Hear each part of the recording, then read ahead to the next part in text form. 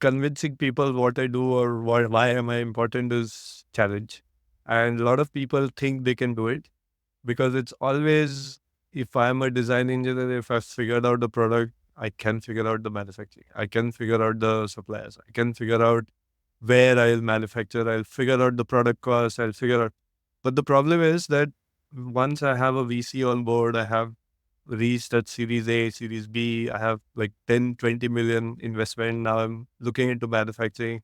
I bring in the wrong suppliers, and now the suppliers are playing with me. They're increasing the cost, and my market validity, the product market fit was due to primarily the cost is no longer there. And now my startup is in a survival mode where I'm just to the firefight.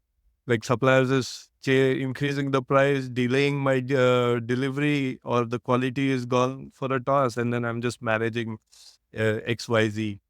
So those are the case studies which I generally discuss with people. Welcome to a new episode of Chai Pe Kharcha. Today I am interviewing a friend whose whose career journey would be so interesting because he's one of the few people who's gone on to the entrepreneurial path, but also started a business outside of India. So a lot of NRIs go abroad, uh, do a job, and come back and start a business if they were to start a business. Shrugal here has started something outside in Singapore. And that's why a lot of us who are considering that option would find this very interesting. Yes, Shrugal, welcome very to the excited show. to be here. Thank you. We've been chatting about this for some time, so Yeah, hopefully finally. this will be worth the time. So let's start off by what you're doing now Okay. with the So what entrepreneurship. basically I did was, since so there's a little bit of background before I go into what I do. So since 2014, I've been Okay. working in 5 different startups in Singapore, which have made an impact at the global level. So my exposure indirectly also impacted me a lot. So I could experience the journey from 2 people, under 10 people to almost 200, 300 people. So I've seen that journey, but I've never seen a company IPO, unfortunately. Otherwise, I would be not here and doing something else. But yeah, so for me, rich experience on how startups work, what's the mechanics, what stage, what happens. And then doing 5 startups, being a mechanical engineer, specializing into manufacturing, that's where I started thinking that this is becoming repetitive because every startup I go are going through the same issues. They're going through the same scale issues. They're going through the same investment. And every company I joined was a hardware product company. So hardware product is something which very few people want to do because it's tangible. You have to ship a product upgraded and not ship a product and then upgrade it. So that's a huge different and reversal of mindset which I've seen people struggle with. And so I decided that, okay, some startups have a good product, but only the operations and the management and the scale brings them down. So the idea is brilliant, but how you execute it finally comes down to where you end up or how much impact you make in the market, right? So I started quarterback engineering back in 2000 Jan. That was exactly after the pandemic. So after 1 year working from home, I was like full of energy. I wanted to do something. I was like, okay, this may be it. Let's just jump in and start my company. And I did have my existing contract, so that carry forward. So that became a baseline for me. So I was lucky to have started with a good foundation. Right. So my company name is Quarterback Engineering Solutions. It's a Singapore based company. And it's just one person as of now. And what I specifically do is help outsource your manufacturing operation. So for manufacturing, if you have a hardware product, you need sourcing, you need buying, you need procurement. Then you need contract manufacturers. Then you need manufacturing assembly line setup. Then you need end of line testing. Then you need logistics. You need warehouse. You need all sorts of interlink between your product design, design changes, manufacturing, logistics, and then end customer. And then the other way around. So return material authorization, where the products come back and then you have to dismantle, reassemble, dispose of. That's all. So it covers a large area, and all these 5 startups I was experienced in scaling up from scratch. Like there was nothing. We just walk into the warehouse, and 3 years down the line, the warehouse is like fully automated, and we know what we're doing. That sort of. So it was a rich experience for which I started this.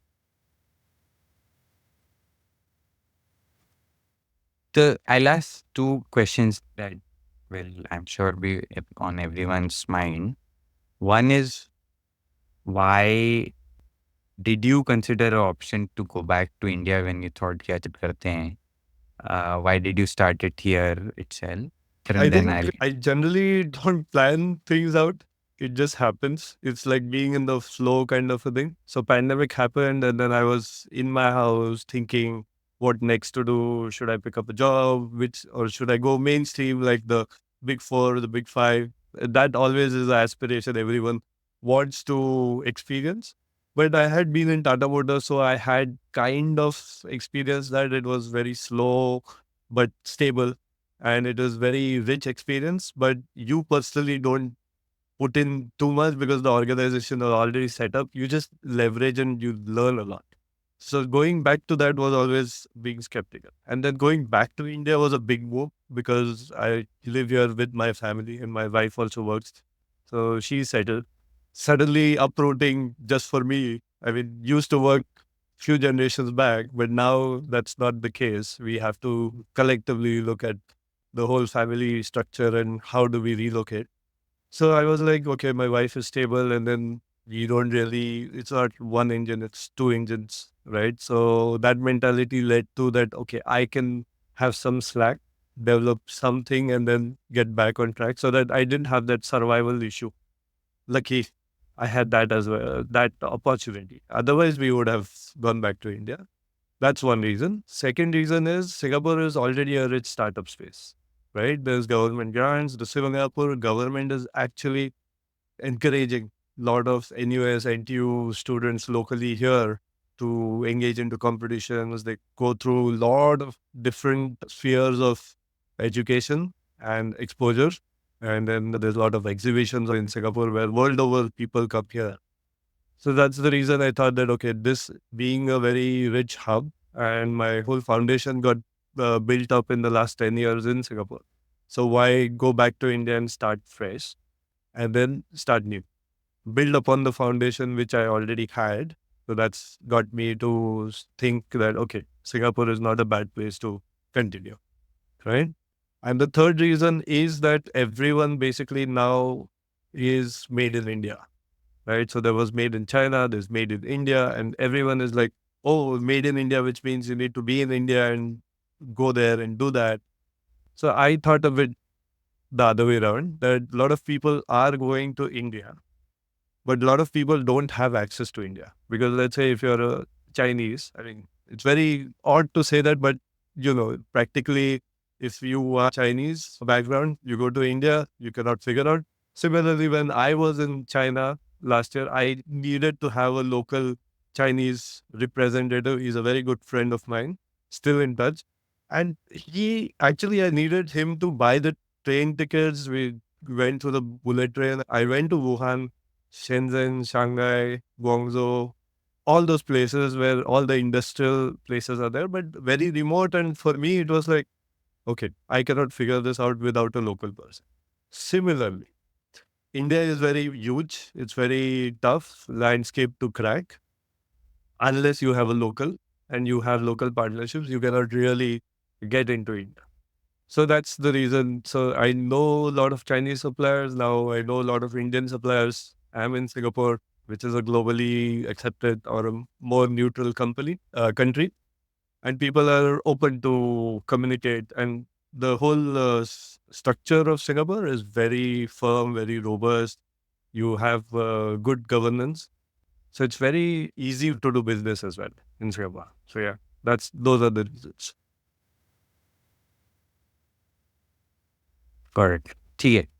A follow up on, firstly, ये तो कर लिया कि आपने decide किया चलो Singapore में करेंगे. And you mentioned you had, from your startup days, you had some connections, and so initially you could Good start the foundation. business with the help of those.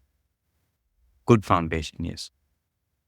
In terms of how did you, and if you're okay with talking about that, how did you manage the capital piece? And I don't know, because you were mostly consulting, I'm assuming the capital won't be as Right. much needed to to do things. पर जो भी minimal Right. capital required, I'm assuming you would be depending on your savings also for day-to-day expenses. ये सब. But what was the thought process around capital Right. management in the early 6 months from Okay. the you So started from before I go maybe into start to 6 months, I have to look at 6 months before I start, right? Because that was the key foundation where do I have the necessary means to do it, right? So 6 months back, I decided that, okay, I need to start a company. Where? Singapore. Reasons I just told you. Now, the next part, which you rightfully going through the next part is finance. Like, what should I do? Will it be easy to survive with this business model? Then I looked into that, okay, if I go into R&D, I will have at least 5-6 years of hard work, no money coming in, put my savings in, develop a product, POC, find some investors, and then where I can see those green days and hard work and scalability kicks in. So that was really not possible because I didn't have any product which was revolutionary and which could scale. Right. So I fell into my trap because I was looking into the product. I did the calculations, which I now do it for people. And then I tell them that, okay, your product should not be, it's not easy to get into the market because there are alternatives, there are low price, do the SWOT analysis kind of thing. So I shot down my ideas of product. So first 2 months were just finalizing on what exactly I should be doing. Because if I do the design, I know the whole process, but I don't have the design. So I'm like, okay, never mind. I'm not good at it. Probably it's fated that I'm not into that design part. Okay. Then the next part came in is, can I do trading? Right. So trading is basically getting something from India, arbitrage, selling it here, or finding a best selling product, Amazon, FBA. Like I was all over the place where I was looking at every option I can think of. But then that also requires inventory, the orders are plus minus. And nowadays it's tricky because I'm a mechanical engineer background and I don't have digital marketing and sales. Initially, I thought marketing and sales was same, but now I'm 3 years now doing my business. I exactly know. Like people assume that seller, buyer, procurement, these guys are different and you can hire one person and let them do the role. It's not. So I can tell them. So similarly, I had this eye-opening moment that, oh, okay, there is digital sales. And if you do digital sales properly, which needs investment, that you need to invest in your sales, then you get the sales, and then the ROI is calculated. If the customer doesn't return the product, it's very tricky. It looks very simple, but it's very tricky because it's digital marketing, something very foreign. I'm like, okay, let's drop that idea. Then the best part was consulting, right? And then closing towards the end of those, like I'm going to now tell the company that, okay, where I'm working, that, okay, I'm now going to set up my own. And then, so that's where things started, where the company started saying that, yeah, sure. let me interrupt. So this Yeah. was Yeah. 6 months before you started the business, right? So you already started researching कि भाई ये कर सकते Correct. हैं, ये कर सकते हैं, digital marketing ये वो, and Yeah. But I then didn't you were officially finally closing inform in कि sir anybody. this I can do. So then I was like, okay, let me talk to the company where I was working back then. And then Correct. those people were like, oh, we need you. Even though if you leave us, you can work part time. And so that's where it started like, oh, okay. So that's why being in the flow, because if that wouldn't have happened, probably I would have continued the job. But then the team was kind enough to say that, okay, if you want to do this, good. It also is a good win-win situation because the company already coming through pandemic had a lot of runway eaten up and they wanted to reduce cost and they're getting a full experienced master at a half the cost and then it just worked really well for both of us. So that's where basically happened. So capital wise in Singapore with $1 paid up capital, you can open a company. So opening a company doesn't require capital. Now looking at the FBA and all those things, then for me it was just doing the job, but doing it part time, and that's being open for different other customers as well. So that basically then opened up my completely capital requirement. So my savings were already sorted. My salary just converted into invoice, in short, right? So, and being a consultant for me is the only challenge was context switching. Because if I'm handling 3 customers and then I need to, if I'm talking to you, customer A, I have to re-memorize the whole background and the situations and how the dynamics is within this company. And then if I move to a different one, then that happens and and so on and so forth. So that was new for me. But yeah, to answer your question in short, capital wise, I didn't have to worry about it because I didn't have any upfront money requirement. It was just business as usual, just payroll converting it to invoice. And then I had to do some sales and all those things to build my pipeline. So yeah. ठीक है तो let's ask a question which will be very intriguing because people who start their businesses in India or abroad, this might be one of the starting questions that they have in their mind. The product when a service provide consulting. How do we find how much do we charge for? What is the price of it? And yeah, I think about it. मैं अपने you know कि I keep thinking कि हाँ ये शुरू करेंगे. How do you price the value Okay. So that you're providing? it's Can you very talk something about different. It's again, the whole mindset needs to change. First, you're working for appraisal. First, you're working for payroll. First, you're working for promotion. That's all right. Now you're basically working what you're getting paid for. So it's a very, and it's a counterintuitive because if you don't perform, they might not continue your contract. And so you have to do it, but you cannot overdo it. So it's a very fine, I still haven't figured it out, by the way. It's always a continuous journey of learning how to do it. But overall, if you look at it, consultants, manufacturing, what the standard rate is going on in Singapore, you can find, right? The second, you can Google, how? you can research. How do you Google पे मिल जाता है. Like अच्छा Google पे मिल what should be a manufacturing consultant's per hour rate, right? So let's say 100 SGD or 150 SGD, 200 SGD. It ranges. So some people can do it at 50. Some people will charge 500 per hour. So that doesn't really give you the answer, but it at least gives you a ballpark figure that, okay, you should charge by the hour, right? So that will be your baseline. Now, if I take more hours, does it mean that I am slow? But I need to make, so if I charge you more per hour, does it mean I'm fast or greedy? So that also is the second piece you need to balance. Then it comes down to what is the value you are basically giving to a company, right? So if let's say I am working for a client and he then doesn't have to spend on a full-fledged manufacturing director, right? So that is the cost saved for the client. And then a factor of that, based on how much time you are giving, you can basically reverse calculate and how much to charge.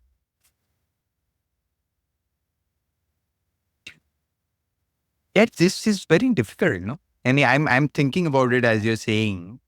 अब उसको आप जाके वो company को Right. बोलोगे कि तुम्हारा director था Right. and you'll find out the salary through LinkedIn or some Google sources. And you say कि Right. let's say 300K, your director, you're paying 300K.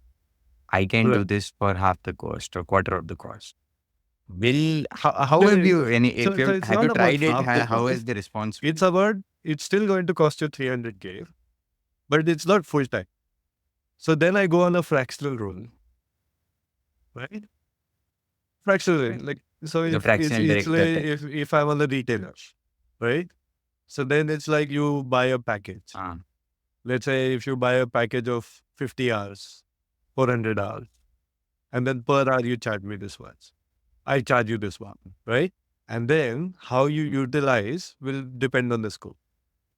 So there's a lot of those aspects as well. So you cannot say that 300K, I can do it in half. No, I am not here to kill a job, right? And that's an insult to a full time because I have also been in that position and I would say like, oh, what is this? Like tomorrow, if I do it for free, then I'm going to go, how should I eat? Right? It's not Correct. about that. It's just about like in my system, I can be flexible because I'm not in the survival mode and I'm good with the multitasking, or I'm okay to have three different projects ongoing at the same time. It's very personal based, more I would say, not professional. Like every person cannot do that, even if they want, right? But since I could do it, Right. I want to do it, I like chaos. So okay. So that's Right. the how it is The, divided. so from a company's point of view, they think it's beneficial because they Correct. don't have to treat you like an employee. Absolutely. The health insurance वगैरह का tension नहीं. They can Correct. remove your And services whenever they want. And also they don't have to pay for the whole correct. year And most of because these it's per projects, right? hour Like thing. for example, hardware. Why my case particularly works is key on how the product life cycle is. Let's say you have a hardware product, right? You are going to have delays, right? And the more delays you're going to have, there are certain people are not required at that point, right? So if your product is delayed at the design stage, would you want to keep an operations guy full time in your company at that point? No, you will have to fire because you will have to add two design engineers instead of him so that the product goes to the next stage. And then you can go back and look into the person that, okay, now we are ready, come on board. So you will not hire a COO or the director of manufacturing day one. You will start looking for a CTO, then you will start looking for a very engineering manager kind of a thing, right? And then you'll get a sourcing guy. Then you will get a manufacturing engineer guy who will do the process. And then the R&D manager can manage some of that manufacturing engineering guy. But as you scale, the R&D manager will have to deal with his project management tree and he will go into PMO and all those sort of things. And then manufacturing suddenly becomes completely different. So that's the use. So it's not always replacement, it's always timing. So timing also a key. If you need me for just 6 months, because you need to set up, once you set up a assembly line, right? You just need to maintain it, right? So architect, builder, same thing. Once you have the building, you still don't keep the architect or the builder on payroll, right? They just do sign-offs and they move out. They move on to different projects. So similarly, I'm trying to create something like that. ठीक है. So another question related to this, and I'll keep asking a lot of these You know questions what? It because this helps me will as be well the because focus of the the podcast. more I answer questions, the more my Yes, sir. idea also gets refined. So please go on. Correct. Correct. So the field that you are in is scarcer, I'd say, compared to a tech professional. Abroad, especially NRIs, में, I don't know the numbers, but if I had to guess, I'd say 70% must be tech, 30% must be non-tech. Or maybe 60% tech, 30% Right. finance, and 10% everyone else. Right? And उसके ऊपर, what you're doing is even a level of more abstract, right? Because the consulting itself is abstract, and consulting in manufacturing, mechanical abstract, how your consulting is framed is one more level of abstraction where you're saying, I'll join the dot. And maybe Right. it's not as abstract in the manufacturing space, Right. but someone from the tech space, मेरे को लग रहा है कि यार, it would, so, and I am thinking the narration of your service becomes a very important part. The explaining what exactly do you do to people in the field, and then explaining is one part, and then convincing them Yeah. that this is valuable, you should give me money for it. It is even more. So the marketing aspect plays a big role, and then your own oratory skills of how to convince. So how have you gone about that? If you would recommend any specific tools that you have used, specific skill sets that you have developed, or courses you have done, or professionals that you have Right. hired to do some Okay. of this work. So I think बताओ. right on that convincing people what I do or why am I important is challenge. And a lot of people think they can do it because it's always, if I'm a design engineer, if I've figured out the product, I can figure out the manufacturing. I can figure out the suppliers. I can figure out where I'll manufacture. I'll figure out the product cost. I'll figure out. But the problem is that once I have a VC on board, I have reached at Series A, Series B. I have like 10, 20 million investment. Now I'm looking into manufacturing. I bring in the wrong suppliers, and now the suppliers are playing with me. They're increasing the cost, and my market validity, the product market fit was due to primarily the cost is no longer there. And now my startup is in a survival mode where I'm just to the firefight. Like suppliers is increasing the price, delaying my delivery, or the quality is gone for a toss, and then I'm just managing XYZ. So those are the case studies which I generally discuss with people that, okay, you are here, you think this could happen, but it's like an insurance guy. I don't want you to die, but yeah, you have to buy this because it's kind of like that. And once you go through that, you cannot really validate that without me, it would have been the same journey because you avoided it because of me. Right. So it's a very counterintuitive. So that's one. So I explain it through case studies and talking to them, understanding their problems, and then rightfully coming up with solutions on the spot. So that helps a lot. The second part is I've created an explainer video, which is a 1 minute long explainer video where I explain the safety through an. Yeah. Okay. So Which you can link in the show notes. right. So that video will explain clearly what exactly I do. So I'm not a full time, I'm a part time, and then outsource some of your operations, not the entire IP stays with you. Lot of those touch points, right? The third part, when you said courses and all those things, there's Six Sigma, there's lean manufacturing, there's automation, you name it. There are courses for everything. But these are very specifically for, let's say, if you are on a production line, you want to make the production line efficient. Okay, go for lean manufacturing. If you are basically struggling with cycle time and the cost, or you want to reduce operators, you want to increase the cycle time or takt time, then you go for Six Sigma projects where you find that, okay, some things are not working, some things are working, then we should automate this and then the cycle time comes down. So these are very conventional and nothing is new in this space because it's been like even I always have a discussion with software guys that whatever terms you use, Kanban and FIFO and LIFO, it's all from the manufacturing world, which is already been established and just a parallel in the software world where those things work in hardware. So why not work in software? But it doesn't generally work the other way around. Like I've yet to see a Jira board or a Confluence page where in a hardware product, it actually does wonders. Like because you have CAD modeling, then you have changes in the CAD modeling, then there is PDMs. So there's EPDM or PDMs. So there's those change management systems. Then there's ERP. So ERP comes in where finance, your manufacturing, design, everything comes in, and then you calculate the balance sheet and all those things. So all these systems are required together, but they don't talk to each other very seamlessly. The warehousing suddenly comes in. You outsource the shipping. So the shipping label is coming from somewhere. Your inventory numbers are coming from somewhere, getting updated somewhere. The system says the systems break down. You need people for that, right?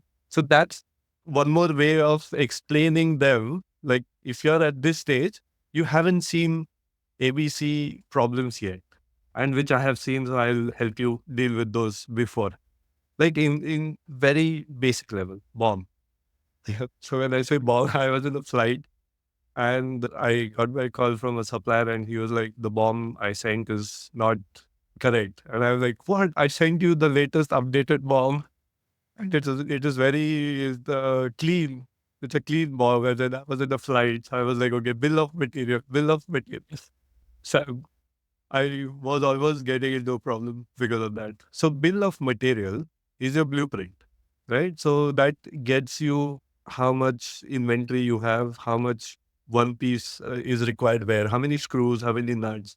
have any same part numbers used elsewhere. If you change one location, it might affect the other location. So it's a very complex but yet a simple document, which is very standard. You send the bomb and everyone knows what you're doing. But then how accurately do you make the bomb? That also is a science. That also comes through experience.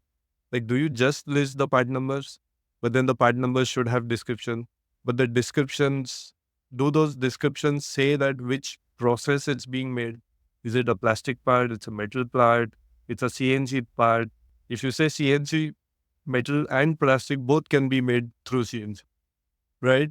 So then metal is not for CNC only, right? So how do you segregate that? Then it comes by suppliers. If you have 3 suppliers for the same part, how do you know which part is coming from which supplier? So it's a very complex system when you get into it. And while designing, if you don't take care of these, it is going to be a hassle downstream. So how I've understood what you've said is you have a lot of these conversations go into detail, and then as you're giving examples, case studies, then these people realize, there is a point to it. How do you get Right. those conversations in the Right. first place? How do So you that's get why them the to digital marketing, speak to you? right? Very Okay, new okay. space. Last time I used to just walk Okay. into office, talk to the founder, have a cup of coffee, and then Right. we are talking and I'm getting contracts, right? So it's very easy. This year I did something different. I was like, okay, this is not scalable because I'm just one person. I need to have a recurring and a more of a agency kind of a vibe where I don't do it. I delegate certain stuff, and also I can get bigger projects, right? So that's where the whole digital marketing came in. First thing was getting the website in place because a lot of manufacturing people are offline people. I call them offline. So I have 1,000 offline suppliers and friends, but online probably less than 200 because they're never on LinkedIn. They're never on email. Their emails are there, but they're company emails. But they change companies and they keep changing a lot. And then it's very hard to keep track of them, right? So they're all offline people, I would say. The manufacturing space is all offline people. They have their own groups, but not in the mainstream. LinkedIn, you hardly see 15 years back, the person has still the same company, but not updated his LinkedIn profile. So what happened is then I was like, okay, I need to be updated. If my team is not, then I need to be. So website comes in first. Website, very clean, needs to know, point on what I do. So the explainer video is also put in there. So that now, how do I get someone to the website? Right? So my first space is LinkedIn, right? So through LinkedIn, I have a huge community, and then I basically drop in articles and try to give a communication which has not happened face to face yet, but a preempt. But you're saying if they are not, a lot of them are offline and not on LinkedIn. Even if you Correct. publicize So, on LinkedIn, so, अगर so वो ही नहीं है, the तो फिर change who are happened you when I was exactly? only focusing on my suppliers and my business associates, right? But now, as the business owner, I'm looking at designers who are just at the proto stage and they've posted a photo on LinkedIn that, okay, this prototype I developed today, right? That is the moment my article should reach him like, okay, from this prototype to actually shipping a machine, it's a huge deal. Think about it. Let's have a discussion first before you take maybe angel money and invest in the tooling, right? And then once you invest in tooling, you're stuck with it because it's sunken money. If I could have that narrow window there from that prototype photo and then visit my site, let's have a chat. That is where the trigger happens. So I need to be very open on LinkedIn. And the offline part was more of me being online so that I can connect those people to the offline people, not the other way. I want them to stay offline only. That's fine. Got it. But I can be online so that Right. I can represent them that these people do exist. You come to me, I'll get it. And not every supplier is made for the same use. Connect them. So a supplier will be willing to work with you for stage series A, series B. Like let's say maximum 100 per month, your production capacity. Then some suppliers are like minimum 1,000 per month, then only talk to me. right? But then if I go in and show them the potential that this person starts with 5 prototypes in a month, then maybe 100 orders in a month, all the way to maybe a million. If I show them the scale, then they kind of play ball. So yeah, so the website, then Or me being on LinkedIn, posting actively, looking at people where they have developed their prototypes, commenting, and then basically generating that raffle. So far, I've been through those stages. right. If there are more, please do let me know. I'm always exploring. LinkedIn, I am assuming you have chosen because a lot of these professional articles and professional postings are done. I'm assuming, I don't know, if tech space में ना Twitter is also big. A lot of people know Twitter, Right. especially AI में जहाँ पे मैं हूँ, Okay. Twitter पे बहुत वो रहता है. Yeah. Maybe YouTube also at one point in time. India में of course, but especially from YouTube is used from a perspective of learning. So it's considered as a learning platform and a lot of people just go in and see कि अच्छा ये नया concept के बारे में सीखना है, नया idea understand करना है, तो let's see a quick 10-15 minute I video do learn use it about. for learning. So that Everyone, correct. then yeah, I'm just giving ideas कि maybe you could make educational videos and those Right. can be pseudo advertisements. But ठीक है. Okay. So digital marketing to get into the room, and then once you get into the room, you have detailed conversations. अच्छा. एक चीज that you've repeated a few times, and I'd like you to share with the audience. I have discussed this with you on this idea of solopreneurship, Right. yeah, one man company, right? कि you have not hired anyone or got anyone as a partner in the company. And what's the thought process around that? Because I asked from a perspective, there are these theories. There's this theory of you set up something and the only objective after that is scale, scale, scale, scale. And then there is this alternate perspective, and there are a few books on that also, where you set up this business that is continuously churning good revenue for you, and you intentionally don't scale because you want to protect your time, you protect that state. So, but this is, I'm just giving context to the audience, give your Yeah. perspective. I Why think, so? like I told you, right? So nothing is pre-decided that I'm going to do this. I might change my business next year, right? I might invite a partner soon. Or it's just that I have not found one partner, right? So it's not like it's always decided hard and fast that, okay, this is how basically it's very expensive to be very high principled in today's world because you lose out a law. You need to be agile, you need to be adaptive, you need to be open minded because nobody is, I mean, this is again my opinion that nobody has figured out 100%. Everyone is figuring it out. And most of the times, what I used to believe 2 years back, I completely do not believe it now. Right. So it's very risky and scary to depend on what your beliefs are or what your understanding is, but you just keep an open mind on what experience you're going through, learn from it, see what you can want to repeat and see what you don't want to repeat. Right. So, for example, for me, solopreneur, right? If I'm just alone doing it, it's been now 3 years, 4 years, almost 4 years. I've started this business.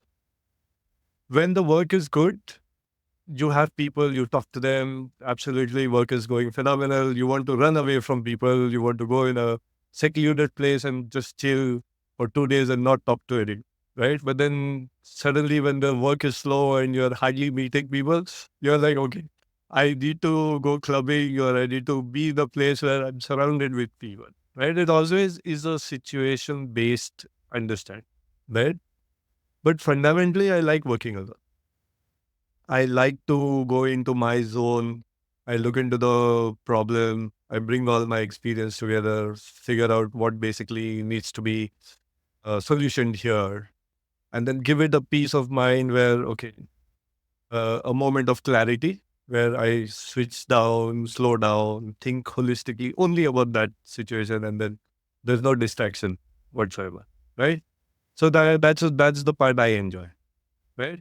But then being the only person running the business, I have to be the HR, I have to be the admin, I have to be the marketer, I have to be dealing with people, invoices, what my company structure, then the payroll, the income tax.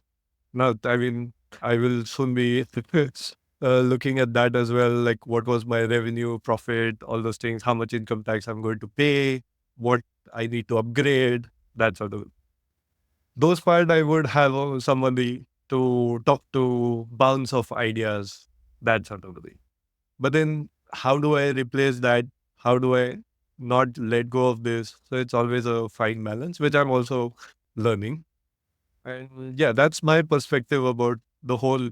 Nothing is cast in stone. You have to be adaptable. What I say now, probably 2 years down the line, I'm like, why did I do it alone? Probably I should have got the partner immediately when I started, or I should have started with two people coming together, working on the same idea. I mean, this is an interesting question to explore. Let's move more towards the money part of it. Right. आके चाय पे खर्चा है. Mm. From a business perspective, actually, let's move into the personal finance part. Generally, how do you think about investments? If you're okay to share, how have you split your investments between India and abroad? That's part one. Part two, how have you split it across real estate, equity, and mutual fund, gold, and maybe some other asset? You can give rough percentages if you are okay. That's part two. And then we'll Yeah. get to the insurance and So those I parts. think from the finance perspective, I mean, my dad also is a businessman. So he has done like many businesses and he Okay. used to manage really well. I didn't get enough details because I was not that interested at that point. So I don't know much how he managed it. But the way I see it, that he was heavily invested in shares, equity market, right? So Bombay Stock Exchange shares. So right from the childhood, I could see shares that he's discussing, like the market is up, market is down. What should I do? Sell, buy, sell, buy. Then I went to Dubai for my engineering. That itself had costed a lot of money. He did it through shares. So this is my understanding that the finance part, if you play the market right, you will get. So this is my baseline of understanding how finance works. So there's always a job, there's always business. But if you want to do something expensive out of the sudden, share market could be your deal. But in a day to day, you need to depend on your salary and business income, right? So that's basically my structure of how I think finance. Then I went to Dubai. Dubai, basically, I used to get, I think, 100, 200 dirhams as my stipend, like from India. Parents used to say that, and I used to use that for a specific use case only. Nothing much, nothing less. So that's where I started thinking more of, oh, money is important. Money needs to be used wisely because I went to clubbing yesterday and now I don't have anything. So I need to next month slow it down, understand how financial. So that's very early on I started because it was a hostile environment until in India I didn't even had to ask anything. Like I just point and I get it kind of a thing. But then in Dubai, that was where the first glimpse of, okay, money is important, how you manage it, how you save it comes into play. And then my sister was in Singapore back then, studying there. Once I remember she came to visit in Dubai. And while leaving, she put a envelope under my pillow and she left. And then when I came back and I could see she had put dollars in an envelope. And I was like, oh, that's a lottery, it's a bonus. Because out of the suddenly, based on my plan, some unexpected gains happened. And then I was very happy, but I was very cautious not to spend. So I didn't spent it some in getting a driving license in Dubai. So classes were expensive. I used some of that, then some for clubbing, and then the other essential stuff. So move 10 years down the line, I think that is what human beings do, right? So if you grow up with certain mentality or certain basis of how you have personally experienced, you try to replicate it.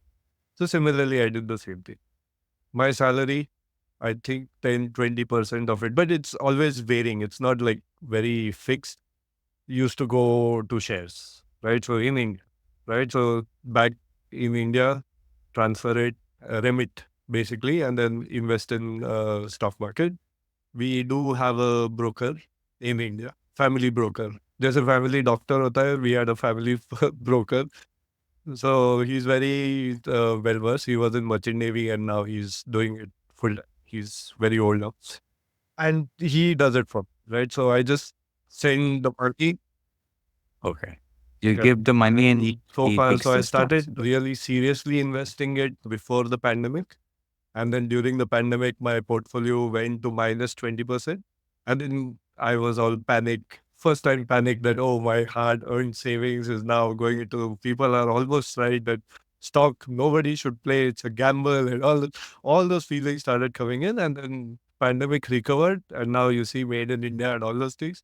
And I'm like, I am the luckiest person because I have it. So you see how things change and how you relate to things also changes. So yeah, so before pandemic, it was minus 20% the whole portfolio. Now it's almost 150% higher. So it's like wow, like that again is like that envelope I'm finding like against.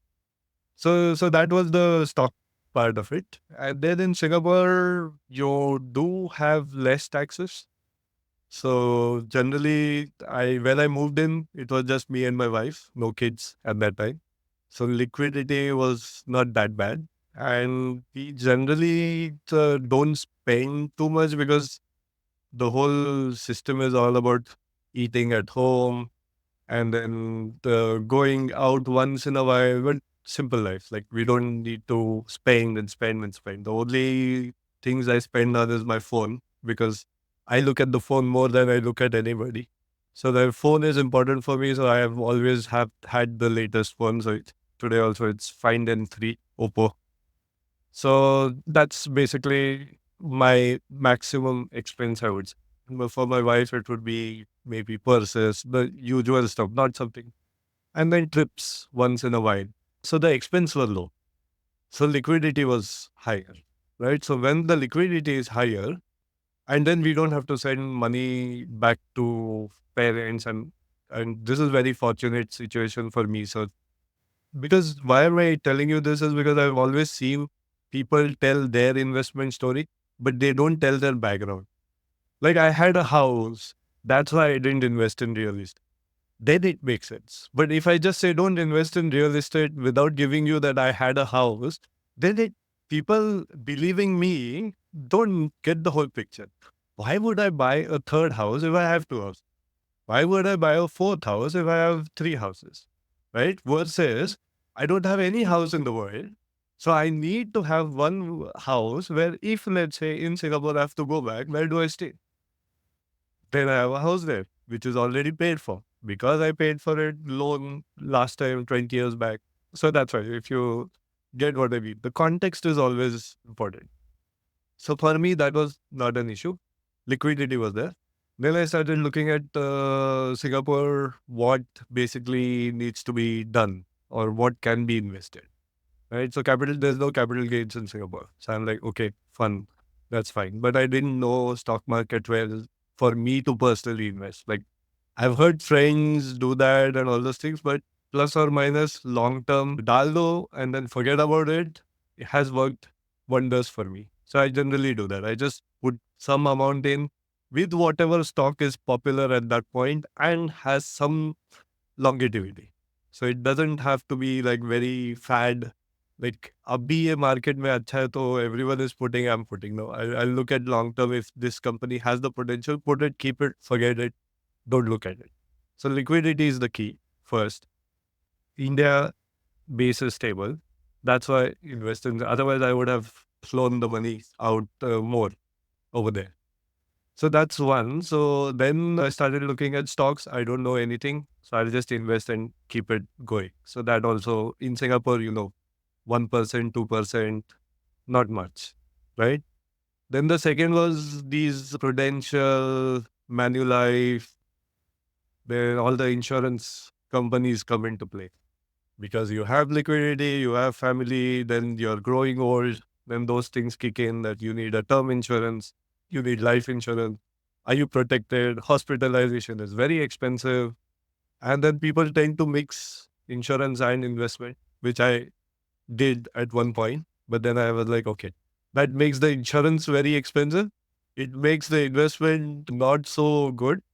So it doesn't make sense. So you have to separate it out. So I did invest 5-10%, let's say, of my total into insurance, which is NTUC, then there's Prudential, there's Manulife, whatever. Like whatever product and whatever feature I liked, I put it in. Because I was always in a startup world, there was always corporate insurance and all those things.